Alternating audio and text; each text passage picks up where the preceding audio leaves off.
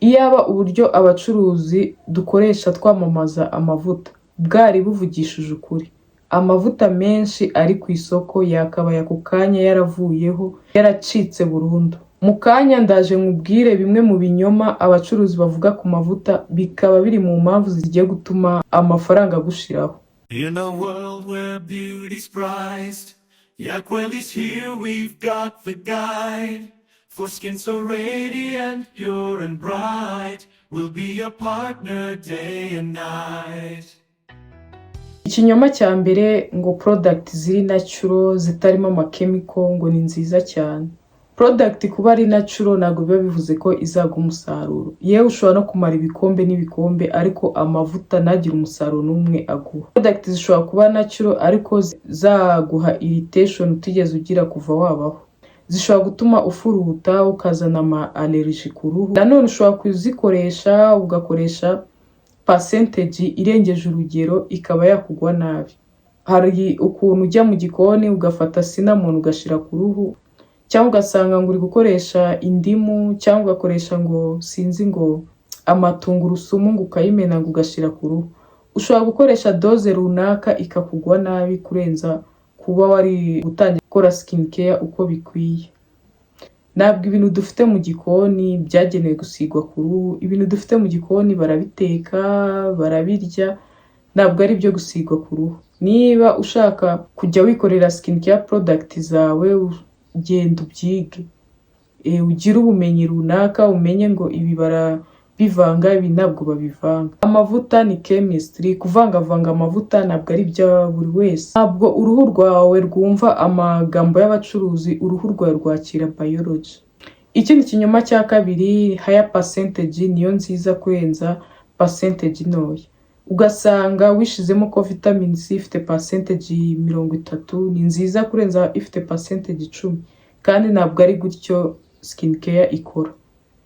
Ushobora kuyikoresha irritation zikaba nyinshi, ishobora no kwangirika vuba kurenza tuno tu vitamin C tundi tufite percentage ntoya. Uruhu rwawe niba rutorera percentage nini ni byiza, ariko niba rudatorera percentage nini, percentage ntoya niyo nziza kuri wowe. Higher percentage ishobora kongera irritation, ishobora gutuma ama dark spot yawe aba mabi kurenzaho. Percentage nini ishobora gutuma uruhu rwawe kuyihanganira binanirana. Consistency niyo ukeneye kurenza gukoresha product zikaze cyane.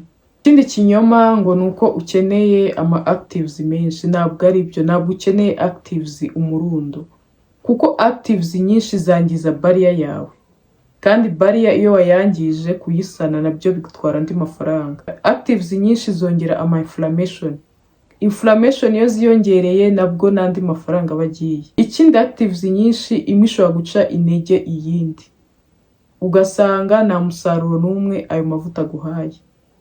Muri skin care ibyiza ukoresha product z'ingenzi, waba ukeneye kongeramo actives ukongeramo imwe imwe.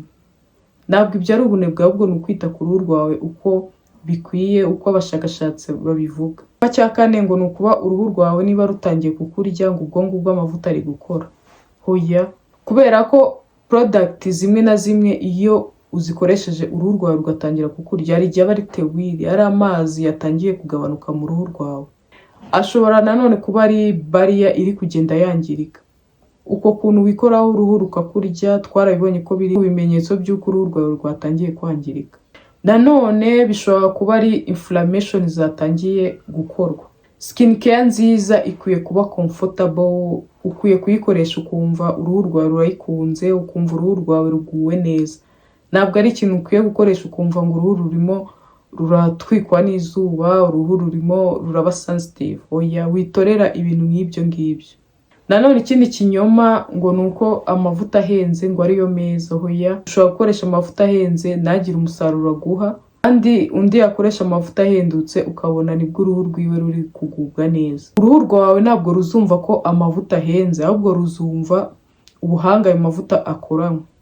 Igiciro, brand runaka, marketing ikoreshwa, wenda tuvuge ngo dermatology tested, ngo clinical proven.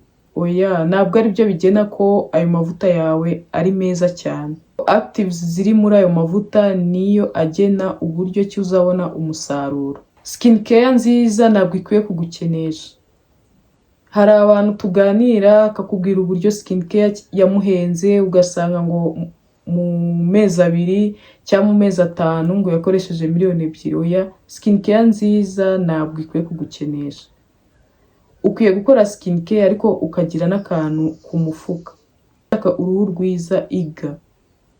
Kurikirana bino biganiro tubagezaho, enda usome. Niba uri wa muntu utabona umwanya wo kureba ibiganiro nk'ibi, ushobora no kubaza ChatGPT, ariko amanyanga y'abacuruzi natume amafaranga gushiraho. Ntabwo ari byo. Abagore dukwiye kwiyitaho, ariko nanone ntibitume urugo ruhura n'ubukene. Ubutaha tuzongera turebe impamvu skincare zihenze rimwe na rimwe zitajya zitanga umusaruro umuntu yiteze kuri ayo mavuta.